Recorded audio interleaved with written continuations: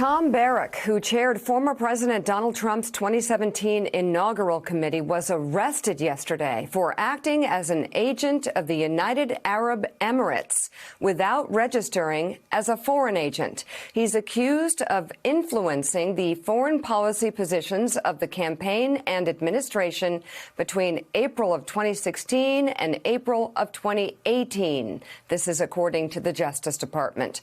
The 7-count grand jury indictment says Barrack used his friendship with Donald Trump to get language inserted into the then candidate's energy speech in 2016 about the importance of working with, quote, our Gulf allies on behalf of the Emiratis.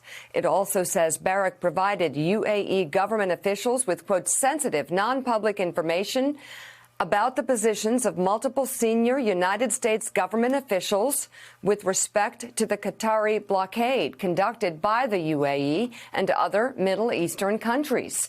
The former Trump fundraiser also faces counts of obstruction of justice and lying to law enforcement. A spokesperson for Barrack said he has, quote, made himself voluntarily available to investigators from the outset. He is not guilty, and he will be pleading not guilty. 2 other defendants were charged with unregistered foreign agency along with Barrack. Joining us now, NBC News correspondent for investigations, Tom Winter, former U.S. attorney and an MSNBC contributor, Barbara McQuade, and White House reporter for the Associated Press, Jonathan Lemire. Tom, I want to start with you. If you want to add anything more to what I've already reported here, but also who else in the administration or the campaign might this touch, given the types of dealings Tom Barrack was having?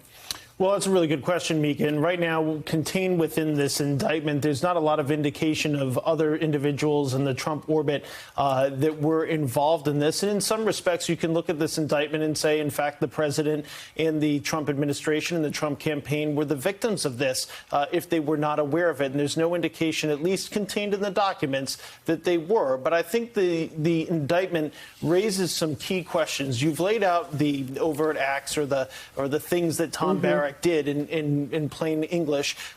But I have some other questions. Looking at the timeline of this, the conduct is from April 2016 to April 2018.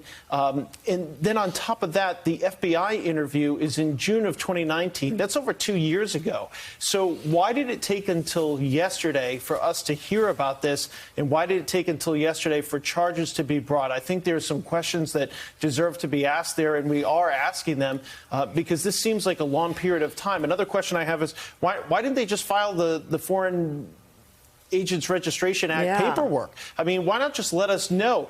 What Tom Barrack did is not necessarily illegal. It is not illegal for him to work on behalf of a foreign government, to try to lobby the president of the United States, whether he's one of his best friends for 30 years or not. It is illegal if he doesn't disclose it. That's all that really needed to occur here. So I think that gets us to the third question that I have, which is, what did Tom Barrack receive in any sort of compensation, any sort of preferential business assistance that he received from the Emiratis? I think it raises some serious questions. To prove Farah, you don't need to prove that he received some sort of a compensation. That's not included in that. So it's not something that needed to be contained in the indictment. But we have scant details about that, Mika. And I think all 3 of those questions really deserve to be asked here. It's a little confusing that it's 2 years after he allegedly lied to the FBI all over the place, including about a separate phone that he had to conduct these communications and encrypted messaging apps,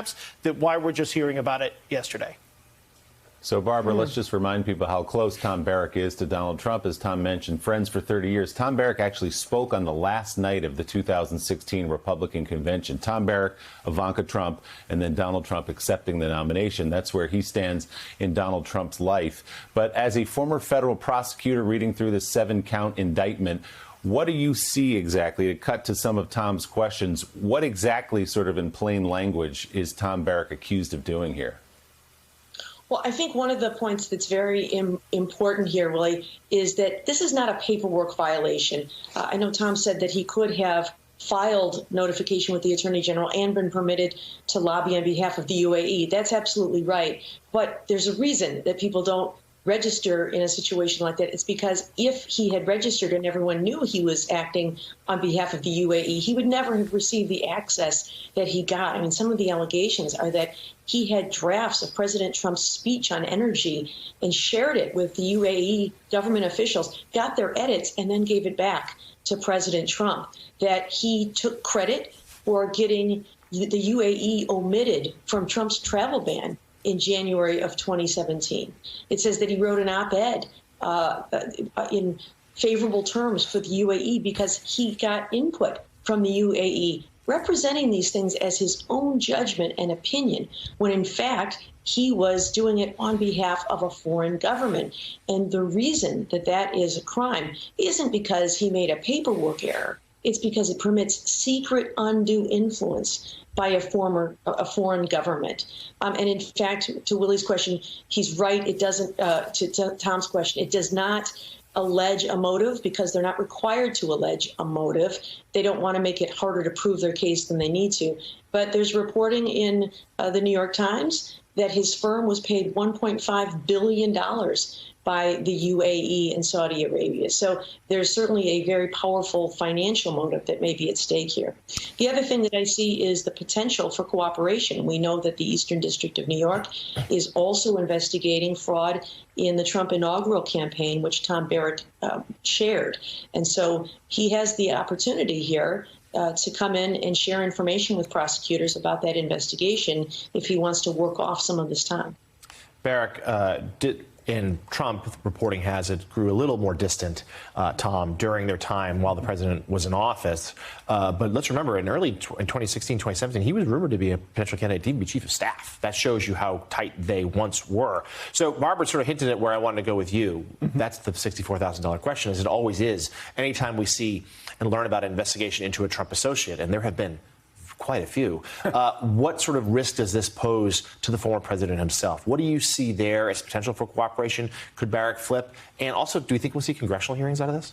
You know, it's a great question about the congressional hearings because I think that's something that needs to be looked at here. I think prosecutors in their federal detention memo yesterday said something pretty specific to that point. They said that the conduct in this case, quote, strikes at the very heart of our democracy. There's a lot of people out there that say, well, this FARA thing, you know, you just file your paperwork, you're all set, and this is a prison sentence up to 5 years, but nobody ever gets hit with that. Heck, nobody even gets charged with this until Robert Mueller was special counsel. This wasn't even something that we would hear criminal charges about. I think when you look at this type of behavior, I think it's something that Mika mentioned in the intro, that he was giving non-public sensitive information back to UAE about how some of the people in the Trump White House felt about what was going on in the Middle East. That's really serious. And so I think the flip side of that coin, when you talk to people in law enforcement, they say, you know, this is somebody who lobbied directly on behalf of the UAE to the highest levels of government just based off of their friendship. This is stuff that people should be concerned about and be worried about. So will Congress address that? Are there more tools that law enforcement should have from a standpoint of statutes and regulations? That's something that'll be to be determined, I think. As far as the question about Tom Barrack cooperating in any sort of way, there's nothing, at least initially, about the inaugural that necessarily draws the president's conduct into question from a legal standpoint. There was certainly, and we heard about it from the special counsel's investigation, there was certainly a number of transactions that occurred and tickets that were purchased that raised some questions about foreign nationals and their donations to the inaugural. But that doesn't mean that they were solicited by the former president or by anybody in his inner circle. So I think that's a big question mark. If that was the case, could Tom Barrack be helpful? Yes, but I'm on if number 4 here. So I think time will tell.